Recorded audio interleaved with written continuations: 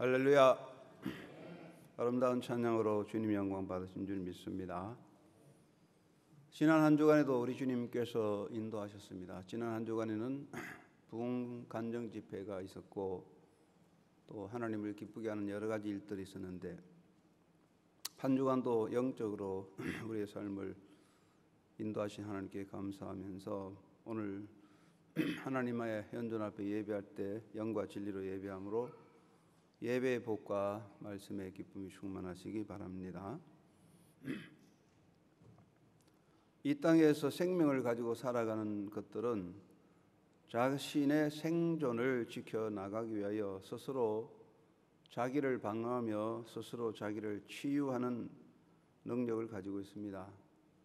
나무는 가지가 부러지면 곁으로 새 가지가 돋아나 자라게 되고 껍질이 벗겨지면 진액이 나와서 스스로 회복하게 됩니다.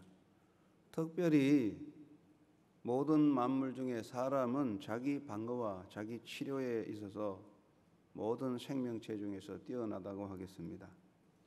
우리가 무의식적으로 행하는 몸의 정세 중에 기침이 있고 구토가 있고 설사, 열 등이 있는데 이것도 자신의 몸을 지키려는 몸의 반응이다. 치료 반응이라고 하겠습니다. 인간은 자기 몸을 지키려고 치료하는 행위만 할 뿐 아니라 정신적인 건강을 위해서도 스스로 반응하는데 정신 건강을 위한 치료 방법이 웃음과 울음이라고 하겠습니다.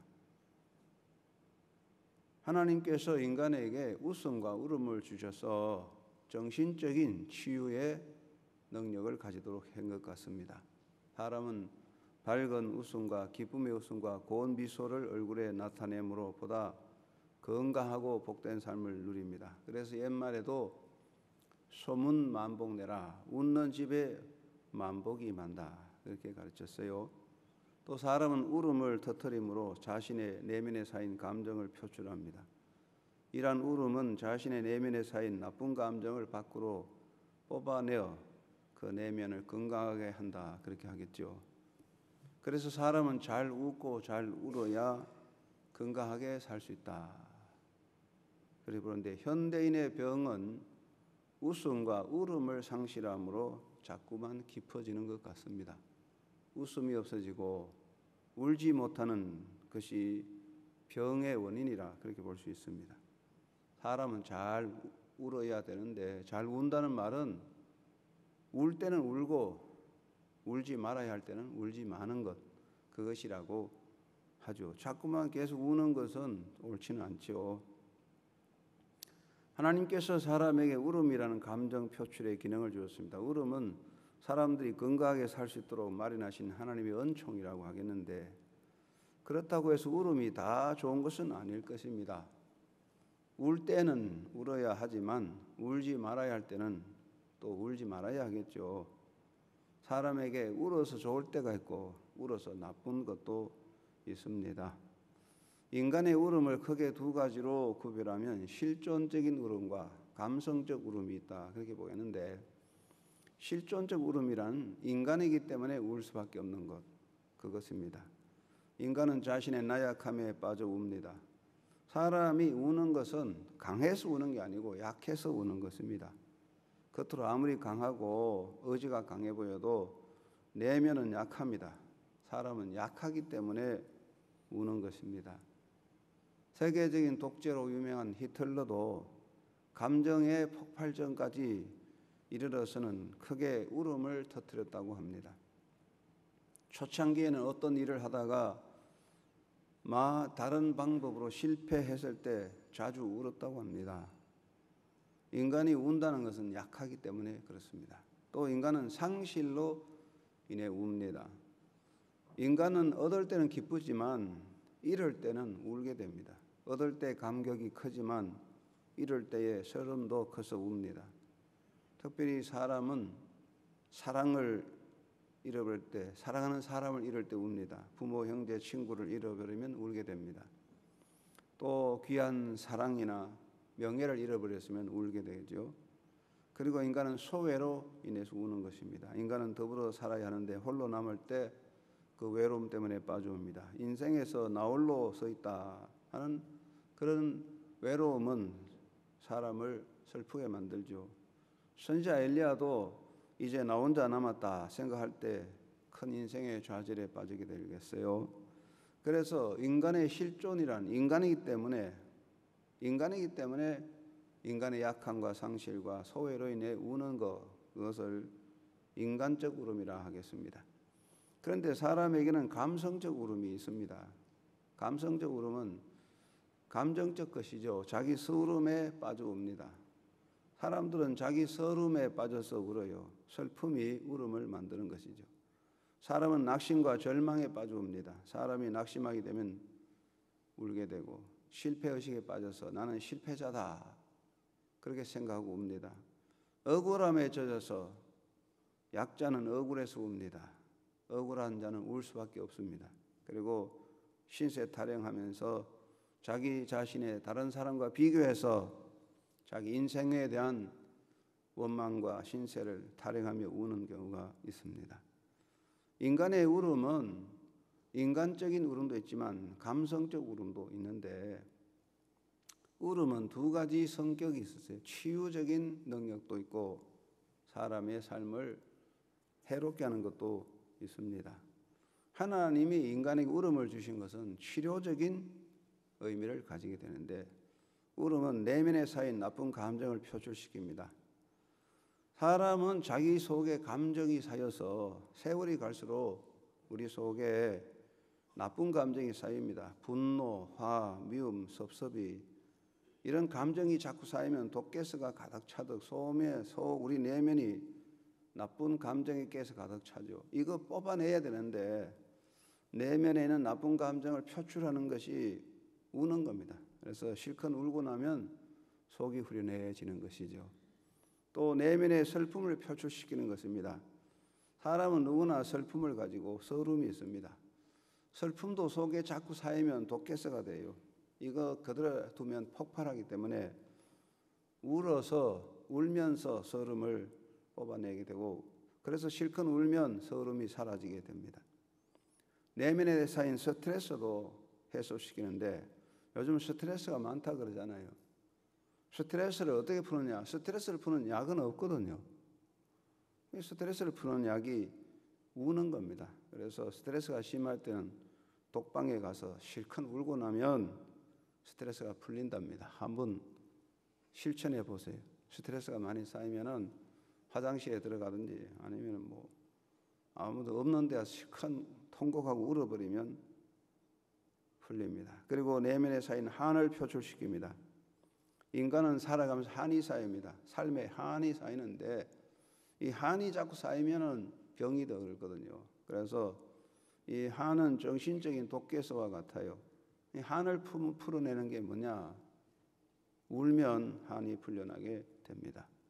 현대의학에 따르면 슬픔을 표현하지 않으면 건강을 해치는 치명적인 결과가 온다고 합니다. 미국 매사추세츠 종합병원 정신과 과장이며 폐쇄적 슬픔을 연구하는 선구자 에릭 린드만 박사는 울음에 대해서 연구했는데 임종전에 몇 달 동안 병원에 있는 아버지를 간호하던 젊은 간호사 이야기를 들려주었습니다. 그녀는 임종전에 병든 아버지를 간호하는데 슬픔을 참지 못해서 울어야 하지만 울지 못하고 간호했습니다. 아버지 한 친구가 딸에게 심약한 어머니를 위해서 그 간호사에게 슬픔을 드러내지 말고 울지 말라고 강하게 말했습니다. 이 간호사는 울지 않고 슬픔을 참았는데 얼마 가지 못해서 감정을 억누름으로써 그 슬픔이 속에서 대장염으로 진행되어서 신경계를 불규칙하게 자극하여 온몸에 문제가 생겨서 결국은 아버지보다도 아버지를 간호하던 간호사가 먼저 죽었습니다. 이게 뭐냐면 울음을 터뜨리지 못할 때 병이 된다. 울음은 치유가 있다는 것입니다. 페르디난트 왕이 부다시주에서 헝가리 왕 요한네스와 싸울 때 독일 장수 라이샤트는 전쟁에서 죽은 어느 기사의 시체를 보았습니다. 용감하게 죽은 시체를 보고 누군가 이 장군이 위대하다. 그래 그 장군이 그 유명한 기사가 누군가 하고 가까이 가서 갑옷과 투구를 벗겨보는데 그 죽은 기사는 바로 자기 아들이었습니다. 모든 사람이 이 광경을 보고 애통하며 눈물을 흘렸는데 라이샤트 장군은 혼자서 눈물도 소리도 없이 있어서 눈 하나 깜빡하지 않고 아들의 죽음을 응시하여 보는데 결국은 그 슬픔을 견디지 못해서 돌처럼 딱딱하게 굳어서 땅에 쓰러져 죽었다고 합니다. 슬픔이나 내면에 쌓인 문제를 울음으로 터뜨리지 못하면 병이 된다, 그런 이야기죠. 그래서 울음은 치유적 작용이 있습니다. 그 반대로 울음은 부정적인 요소도 있어요. 사람을 해치는 것입니다. 우는 게 다 좋은 건 아닙니다. 울음은 더 큰 슬픔을 일으킵니다. 그래서 사람이 울다 보면 자꾸 더 슬퍼지고, 억울해서 울면 더 억울해지고, 절망해서 울면 더 절망에 빠지고, 신세 타령해서 울면 자꾸 신세가 더 처량해집니다. 그래서 감성에 젖어 울다 보면 울보가 되어서 바보가 되겠죠. 또 울음은 삶을 무기력하게 합니다. 사람이 자꾸 울다 보면 생각이 막혀요. 절망감에 빠져서 억울해서 자기 상처를 붙잡고 울고 울면 그 다음에 무기력해서 용기도 없고 아무것도 못하는 사람이 돼요. 그리고 울음은 사람의 생각을 막아버리고 부정적인 생각을 만듭니다. 자꾸 감성에 젖어 울다 보면 생각이 흐릿해져서 밝고 창의적인 생각을 할 수 없게 돼요. 울음은 인간의 생각을 어둡게 만들어버리는 것이죠. 그래서 사람은 인간이기 때문에 울 수밖에 없어요. 그러나 감성적인 울음에 빠져서는 안 된다는 것입니다.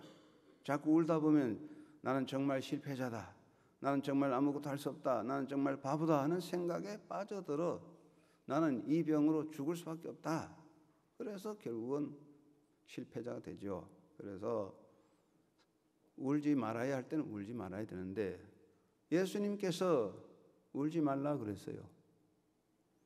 예수님께서 나인이라는 성으로 가셨는데 그곳에서 한 여인을 만났어요. 이 여인은 과부인데 아들 하나 보고 살았는데 이 아들이 갑자기 병들어 죽었어요. 그래서 이 과부가 아들의 시신을 담은 관을 뒤따르면서 슬피 울고 있습니다. 그 장면이 얼마나 처량합니까? 예수님께서 그 장면을 보시고 그 여인에게 울지 말라고 말씀했어요.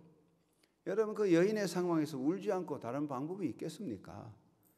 그러나 예수님께서 그 여인에게 울지 말라고 했어요. 왜 울지 말라 했을까? 첫째는 절망의 울음을 거치라는 것입니다.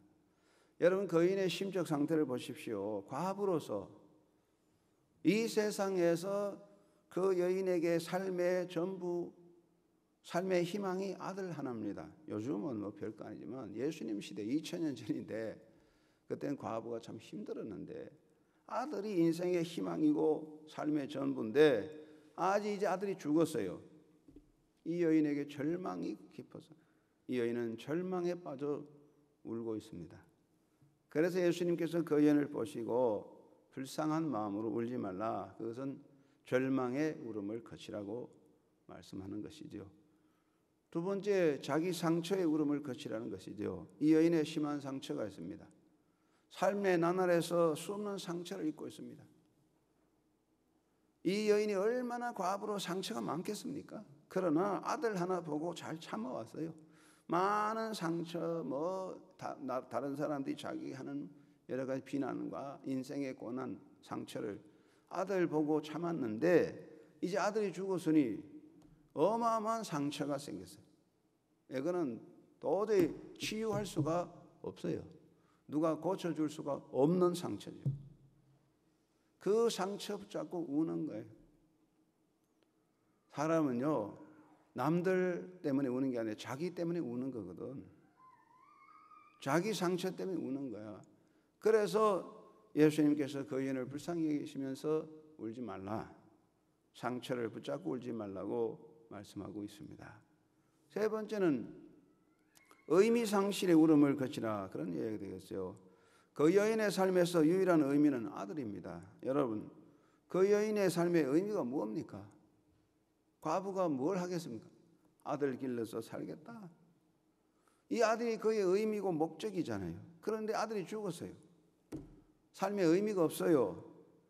용기가 없어졌어요. 목적도 없는 거야. 아들 죽었는데 뭐 때문에 살까? 용기 상실, 목적 상실, 자기를 버티고 나갈 만한 목적이 없어졌어요. 그래서 여인은 울고 있습니다.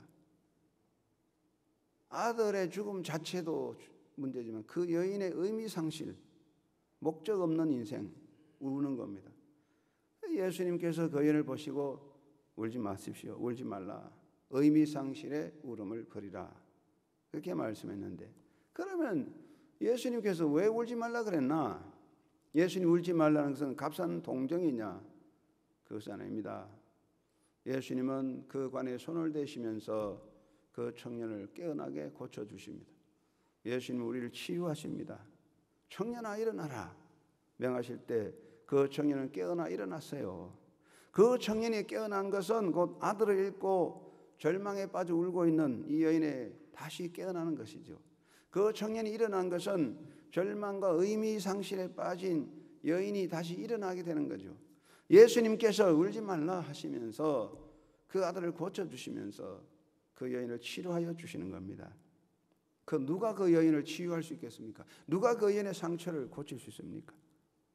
예수님은 그 여인을 고쳐줘 치유하셨어요. 예수님의 손길이 닿는 곳에는 어디서나 치유가 나타납니다. 예수님은 지금도 우리를 치유하시고 우리를 고치시고 우리를 일어나게 하십니다. 또 예수님은 우리를 회복시키십니다. 예수님은 그 청년을 고쳤습니다. 그 청년을 고치시고 일어난 청년은 어머니 품에 안기게 되었습니다. 여러분, 아들을 잃어버린 여인에게 무엇이 인생의 회복이 되겠습니까? 무엇으로 그 여인을 회복할 수 있습니까? 아무도 회복할 수 없는데 예수님은 그 여인을 회복시킵니다. 예수님은 아들을 다시 일으키고 그 아들이 어머니 품에 안김으로써 그 여인은 회복됩니다. 삶의 의미를 되찾습니다. 목적도 되찾고 기쁨도 되찾고 용기도 되찾고 삶의 가치도 다 되찾았어요. 그 여인에게 돈이 회복되겠습니까? 아닙니다. 예수님이 아들을 고침으로 그 여인을 회복하여 울지 말게 했습니다. 회복된 자는 그 상처로 다시 울지 않습니다. 예수님은 오늘도 우리를 회복시켜 주십니다. 우리 예수님이 우리 인생에 오셔서 나를 회복하여 주십니다. 예수님은 또한 우리를 통해서 하나님의 영광을 나타내는 것입니다. 여인이 울고 있는 곳에 하나님의 영광은 빛을 잃었습니다. 여러분 생각해 보세요. 그 과부가 혼자 사는데 아들이 죽었습니다. 울고 있습니다. 거기에 무슨 하나님의 영광이 있고 인생의 삶의 환희가 있겠습니까? 어두움이 가득합니다. 그러나 예수님께서 그 여인을 치유하시고 회복함으로 그곳에 하나님의 영광이 드러났습니다. 하나님의 영광이 있었어요. 예수님의 손길이 임하는 곳에 하나님의 영광의 역사가 나타나는 것이죠. 지금도 예수님은 나를 통하여 하나님의 영광을 나타냈습니다. 죄인된 우리를 의롭게 하시고 진노의 자식인 우리를 하나님의 자녀되게 하시고 약한 우리를 강하게 하시고 울고 있는 우리를 웃게 하시고 슬픔에 빠진 우리를 기뻐하게 하십니다. 예수님은 지금 우리에게 오셔서 울지 말라 하십니다. 울지 말라. 이 말씀이 오늘 여러분의 심령 속에 임하여서 감성적인 인생의 울음을 거치고 주님과 함께 손잡고 달려가는 성의자가 되기를 주의 이름으로 축원합니다. 사람은 우는 겁니다. 아이고 남자가 뭐 우냐? 아니 남자도 울어야 돼요. 요즘은 남자가 울고 여자가 안 우는 시대지만 그래도 좀 울어야 돼요. 여러분 드라마를 보고 슬픈 일을 보고 울어야 돼요. 그 울지 못하는 사람은 정말 인간 머리가 없어요. 인정이 없어요. 울어야 돼. 그렇다고 해서 아무데나 펑펑 울면 그 울보지, 울보. 남자란 사람이 뭐 심각한 인생의 문제를 가지고 있는 게 아니라 뭐 지나가다가 조그마한 사건 하나 보고 울고 이렇게 돼서는 안 되겠죠. 군대 영장을 받았는데 나는 군대 가기 싫다고 엄마 앞에 우면 그거는 머저리 아들이겠죠. 근데 우리가 울긴 울려면 덮어놓고 울어서는 안 됩니다. 특별히 우리는 하나님의 자녀입니다. 우리가 구원받은 하나님의 자녀이기 때문에 절망에 빠져서 자기 상처를 붙잡고 의미 상실에 빠져 우는 사람이 돼서는 안 될 것입니다. 절망과 좌절에 울고 상처를 붙잡고 그 상처 때문에 울고 삶의 무의미를 가지고 삶의 의미를 잃어버리고 운다면 어떻게 그 사람이 하나님을 믿는 사람이라 하겠느냐 그 말입니다. 그러므로 여러분 울지 말고 주님 손잡고 달려가시기를 바랍니다. 회복하시는 주님의 손을 잡고 달려가는 삶이 되시기를 바랍니다. 예수님은 내 손을 꼭 잡아주십니다. 우리가 이 땅에 살 때에 평생 꼭 잡아야 할 손은 예수님의 손입니다. 사람의 손 아닙니다. 권력의 손 아닙니다. 사랑하는 사람 손 아닙니다. 잡아본들 다 없어집니다. 평생 예수님 손잡고 달려가야 합니다. 인간은 누구나 깨어져 부셔진 그릇입니다. 여러분 저도 그렇고 여러분도 멀쩡해 보이지요. 오늘 찬양하신 시온찬인데 멀쩡해 보이지만 속을 들여다보면 다 깨져 있어요. 지금 누구나 고칠 수 없는 상처를 입고 있어요. 상처 때문에 지금 쓰러져 가고 있어요. 인간은요 자기 죄와 악으로 인하여 일어날 수 없는 멸망의 사슬에 얽매여 있는 거예요. 사람은요 멀쩡해 보여도 전부 상처뿐입니다. 아들의 관을 붙잡고 우는 여인 같아요. 자기 상처로 울고 절망에 울어요. 그런데 여러분 그 울음은 의미가 없습니다. 인간에게 필요한 것은 회복입니다. 누가 나를 회복할 수 있느냐? 사람들이 말하는 회복한다. 사람이 회복한다는 것은 물질적인 임시적인 것이죠. 돈을 다시 벌 수 있죠. 그 명예를 다시 찾을 수도 있죠. 건강을 다시 찾을 수도 있죠. 힘을 다시 가질 수도 있죠. 이거 회복이 이거는 잠시뿐입니다. 다시 없어지는 거예요. 돈을 벌어도 다시 없어지고 명예를 다시 잃어버리고 건강도 다시 없어지는 거예요. 인생의 회복이라고 하는 것은 임시적인 겁니다. 결국은 우리가 깨어진 인생 바로 회복할 수 없는데 정말로 깨어져 버린 인생을 회복하는 것은 예수님의 손길입니다. 메시아이시고 전능하신 우리 주님의 손길이 임하는 곳에 회복이 있습니다. 예수님은 내게 오셔서 나를 회복하십니다. 예수님이 오셔서 내 상처를 만질 때 내 상처가 회복되는 거고 예수님이 오셔서 나를 붙잡을 때 회복되는 것입니다. 더 이상 회복될 수 없는 만신창이가 된 나를 회복시킵니다. 이미 죽은 자 같이 절망의 관에 갇혀버린 나를 깨어나게 하십니다. 예수님은 나를 회복하십니다. 그러므로 우리는 나를 회복하신 예수님 손잡고 달려가야 할 줄로 믿습니다. 이미 죽은 자인 내가 예수로 인하여 내 생명을 새 생명을 받아 누리게 되고 이미 사형 선고받은 내가 예수를 믿어 하나님 앞에 의인되고 이미 진노의 자식으로 사망에 지배받는 내가 예수의 권세로 하나님의 자녀가 되어 영원한 행복을 누리게 되는 것입니다. 그래서 예수님은 지금도 내게 오셔서 울지 말라. 여러분 더 이상 상처를 붙잡고 절망에 빠져 울지 맙시다. 지나간 인생의 상처를 가지고 절망에 빠져 탓하며 울지 맙시다. 주님의 손잡고 힘차게 달려가며 회복의 역사로 승리하는 삶이 되시기를 주의 이름으로 축원합니다. 영국에 남은 영국의 유명한 시인 로버트 브라우닝이라는 분이 있는데 그는 한번 작품을 쓰기 위해서 로마 교회에 있는 빈민굴에서 생활한 적이 있었습니다. 빈민굴의 가난한 노동자들 아침 일찍 도시락을 챙겨 들고 직장을 향해 가는데 피곤한 얼굴에 어두운 낯으로 기쁨이 없고 감격이 없습니다. 찌그러져 있습니다. 그런데 그 중에 한 소녀는 너무나 감격과 즐거운 노래를 부르면서 정거장을 향해 갑니다. 처음에는 로버트 브라우닝이 그 여자를 보고 그 소녀가 좀 정신이 좀 모자라는가 보다, 정신병자인가 보다, 다른 사람 다 찌그러지고 터덜터덜 원망하고 죽어가는 인생같이 사는데 그 소녀 하나만 빵긋빵긋 웃으니까 정신이 좀 모자라는가 보다, 이렇게 여겼습니다. 그러나 로버트 브라우닝이 살펴보니까 그 여인은 아주 건강한 여인이었는데 그 소녀의 노래는 이런 내용이었습니다. 한 해는 봄으로부터 시작한다. 하루는 아침으로부터 시작한다. 아침은 7시부터 시작한다. 언덕의 이슬은 진주처럼 빛나고 하나님은 분명히 저 하늘에 계시니 이 세상 일은 오늘 또 잘 되어나갈 것이다. 그렇게 노래를 부르며 일하는 거예요. 여러분, 인생의 절망, 자기 상처 그거 붙잡고 우는 인생의 울보가 되지 말고 삶에 고난이 있더라도 회복하시는 예수님 손잡고 힘차게 찬양하며 달려가는 삶이 되시기를 바랍니다. 두 번째는 항상 선한 길로 이끌으시는 선한 목자 주님 손잡고 달려갑시다. 여러분, 더 이상 길 잃은 어린아이 같이 울지 말고 길이신 예수님, 선한 목자 예수님 손잡고 찬송하면 가야 합니다. 시편에 하나님은 고아의 아버지라고 했어요. 좋으신 아버지, 우리 손 꼭 잡고 절대로 우리를 놓지 않습니다. 어떤 환난이 와도 어떤 역경이 와도 주님은 내 손을 놓지 않습니다.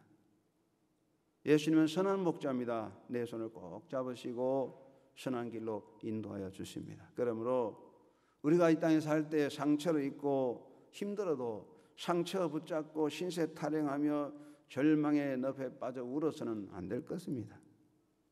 선한 목자 예수님 손잡고 달려갑시다. 주님은 내게 오셔서 울지 말라, 그렇게 말씀하십니다.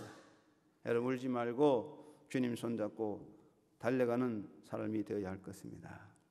여러분, 우리 인간 역사에서 한 여인으로서 자기 아들을 위해서 가장 많이 운 여인이 누구겠습니까? 여러분의 어머니도 많이 울었겠지만 어거스틴의 어머니 모니카였습니다.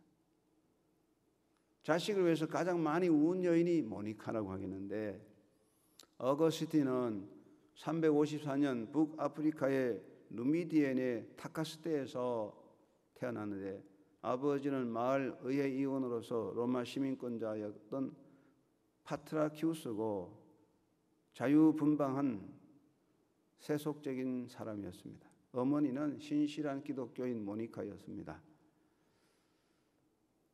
어거스틴은 16살에 아버지가 사망하고 경제적 어려움에 빠졌지만 로마니우스의 도움으로 카르타고로 유학 갔어요. 카르타고는 물질주의, 쾌락주의가 만연한 도시였습니다. 그런데 377년에 아프리카 총독이 주관하는 웅변대회에 우승하여 어거스틴이 카르타고 대학의 교수가 되었어요. 아주 명석한 사람이죠. 그러나 어거스틴은 어머니의 신앙과 어긋나게 방탕에 빠져서 18살에 아들을 낳았어요. 그리고 마니교에 깊이 빠졌는데, 마니교는 아주 사악한 이단 종교인데 9년 동안 마니교에 빠졌어요. 어머니가 얼마나 가슴 아프겠습니까? 만날 아들을 위해 기도합니다. 그런데 어거스틴은 또 로마에 가서 꿈을 펼치려고 계획하는데, 모니카는 우리 아들이 로마, 환락의 도시 로마 가면 이제 더 망한다, 로마에 가지 않도록 해주세요. 하나님께 날마다 기도합니다. 그런데 어거스틴은 친구 환송한다고 속이고 어머니 속이고 배를 타고 로마로 가버렸습니다. 로마에 가서 수사학을 가르쳤지만 연병에 걸리고 수업료를 갈취당하는 고난을 겪자 어거스틴은 다시 밀라노로 갔습니다. 밀라노에 가서 수사학 교수가 되는데 거기서도 계속해서 쾌락에 빠져 방탕하고 정말로 타락한 생활을 했는데, 모니카는 눈물로 기도하는데 어느 날 모니카가 교부 암브로시우스를 찾아가서 눈물을 흘리고 말하니까 교부 암브로시우스가 모니카에게 기도하는 자의 아들은 망하지 않는다, 그렇게 말했어요. 유명한 말이죠. 눈물로 기도하는 자의 자식은 망하지 않는다. 어거스틴은 여기서 암브로시우스라는 교부를 만납니다. 그래서 기독교 신앙을 가지고 변화가 되었습니다. 그가 33살에 387년에 암브로시우스로부터 세례를 받았습니다. 388년에 고향인 타카시타이로 돌아와 수도원을 세웠습니다. 여러분, 우리 기독교 역사에서 신학적으로 가장 높은 업적을 남긴 사람 어거스틴입니다. 성자입니다. 그 어거스틴이 바로 어머니 눈물의 열매인데 어거스틴은 눈물을 흘렸지만 하나님께서는 어거스틴을 형통하게 인도해 주었습니다. 이제 우리가 인생의 눈물을 버리고 하나님께 맡기고 주의 손잡고 가야 할 것입니다. 주님은 우리의 눈물을 보시고 내 기도를 들으시고 내 상처를 보시고 내 손을 잡아 선하게 인도하여 주십니다. 울지 말고 주님의 손잡고 찬송하며 달려갑시다. 운다고 되지는 않습니다. 자식도 하나님 손에 맡기고 내 인생도 하나님 손에 맡기고 찬송하며 달려가면 형통하게 될 것입니다. 세 번째는 내 인생 끝날까지 함께 하시는 주님의 손을 잡고 갑시다. 여러분, 길을 잃은 어린아이들은 그 자리에서 웁니다. 요즘은 그런 아이를 볼 수 없지만 과거 6.25 전쟁 이후에 길거리에 아이들이 울고 있는 거 많이 봅니다. 콧물 찔찔 흘리면서 우는 아이들 보았습니다. 갈 길을 잃었습니다. 부모를 잃었습니다. 홀로 남았습니다. 아무도 손잡아 이끌어주는 사람이 없습니다. 어린아이는 어찌할 바 몰라 두려워 절망에 빠져 웁니다. 그런데 운다고 해결됩니까? 울면 더 힘들 뿐이요. 사람도 울면 시끄럽다고 말할 뿐이죠. 여러분, 우리 인생에서 울지 말고 주님 바라봐야 합니다. 예수님 울지 말라 하시고 내가 너와 함께한다 말씀했습니다. 여러분 인생의 길에 울지 말고 예수님 손잡고 끝까지 달려가면 됩니다. 예수님은 우는 아이에게 사탕 하나 주면서 울지 말라 그런 분은 아닙니다. 예수님은 물에 빠진 자를 건져내시고 얼마의 용돈을 주면서 울지 말고 잘 살아 하고 가시는 그런 분은 아닙니다. 예수님은 내 손을 잡으시고 내가 승리하기까지 우리가 달려갈 길 다 달리기까지 이 세상 마치고 하나님의 나라가 이르러 우리가 천국의 영원한 영광의 자리에 서기까지 늘 나와 함께 하십니다. 내가 약할 때도 내가 의심에 빠질 때도 내가 넘어질 때도 내가 무력할 때도 주님은 내 손을 잡아서 이끌어 주십니다. 사람들은 생각하기를 성공하고 잘 나가고 잘 될 때 하나님의 은혜라고 생각하고 실패하고 넘어졌을 때는 하나님을 잊어버릴 때가 있습니다. 그게 바보 인생이라 그 말입니다. 삶에는 시련의 은혜도 있습니다. 독일의 신비주의자며 성자로 이름났던 수소라는 분이 있는데 아주 훌륭한 믿음의 사람이었습니다. 어느 날 어떤 여인이 달려와 찾아와서 수소를 찾아와서 울면서 아기를 하나 안고 와서 수소에게 안겨주면서 이 아이는 당신 아들입니다. 내가 이만큼 키웠으니 이제 당신이 키우세요 하고 아들을 수소의 품에 던져놓고 그만 가버렸어요. 야단났습니다. 온 사람들이 소문이 나기를 수소가 남몰래 아들을 만들었다. 저 성자는 사기꾼이구나. 온 소문이 났어요. 그러니까 온 비난을 받게 되었어요. 그래도 수소는 일체 변명을 하지 않고 열심히 아이를 길렀습니다. 수소는 이 아이를 보고 시련의 은혜라고 불렀어요. 그 아들을 시련의 은혜다. 하나님께서 이런 시련을 통하여 내게 은혜를 주신다. 수소는 그 아들을 시련의 은혜로 생각하고 길렀어요. 세월이 많이 지났어요. 그 여인이 정말 자기 죄를 깨닫고 회개하고 자복하고 수소를 찾아왔는데 그 여인이 오기 전날에 수소는 숨을 거두었습니다.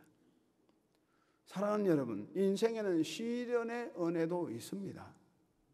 사도 바울이 뭐라고 했습니까? 내가 약할 그때가 꼭 강하다고 하지 않았습니까? 내가 평탄하고 내가 든든히 서 있고 내가 영광된 자리에 있고 내가 자랑스러울 때만 하나님의 은혜가 있는 게 아니에요. 사람들은 내가 자랑스럽고 폼날 때 하나님 은혜라고 하는데 사실은 우리가 넘어지고 아프고 비난받고 약할 때 하나님 더 나를 사랑하여 주십니다. 그것이 시련의 은혜입니다. 혹시 상처받았습니까? 혹시 넘어졌습니까? 비난받았습니까? 그 시련을 통한 은혜를 깨닫는 여러분 되시기를 바랍니다. 이제 더 이상 우리 상처를 붙잡고 인생의 서름에 젖어서 신세 탓하며 울지 맙시다. 마지막까지 내가 너와 함께한다는 주님의 약속을 믿고 우리 주님 손잡고 저 천국까지 힘차게 달려가는 믿음의 승리자가 되시기를 바랍니다. 주님은 이 시간 우리에게 말씀하십니다. 울지 말라. 절망의 울음을 버리고 상처의 울음을 버리고 의미 상실의 울음을 버리고 내 손을 잡고 가자. 주님의 회복이 있습니다. 주님의 손 잡고 달려갑시다. 찬송가 83장 보면 주님은 나의 도움이 되신다. 주님은 나의 친구라고 말하고 있습니다. 나의 마음에 건신 구름 가득하게 덮이고 슬픈 눈물 하염없이 흐를 때 인자하고 부드러운 음성으로 부르사 나를 위로할 리 누가 있을까. 지은 죄를 돌아보니 부끄럽고 괴로워 자나깨나 마음에 평안 없을 때 주 한 죄인 용납하여 품에 안아 주시고 깨끗하게 하시리가 누굴까. 주 예수 주 예수 주 예수밖에 누가 있으랴. 슬픈 낙심될 때에 내 친구 되시는 구주 예수밖에 다시 없도다. 오늘 또 주님 손잡고 산을 가는 승리자가 되기를 주의 이름으로 축원합니다. 하나님 아버지, 예수님은 여인을 보고 울지 말라 했어요. 그리고 그를 회복해 주었습니다. 지금 내게 오셔서 예수님 울지 말라고 손잡아 주십니다. 주님 손잡고 저 천국까지 힘차게 찬송하며 달려가는 승리자 되도록 오늘 또 성령께서 죄를 잡아 주옵소서. 우리 주 예수 그리스도 이름으로 기도드리옵나이다. 아멘.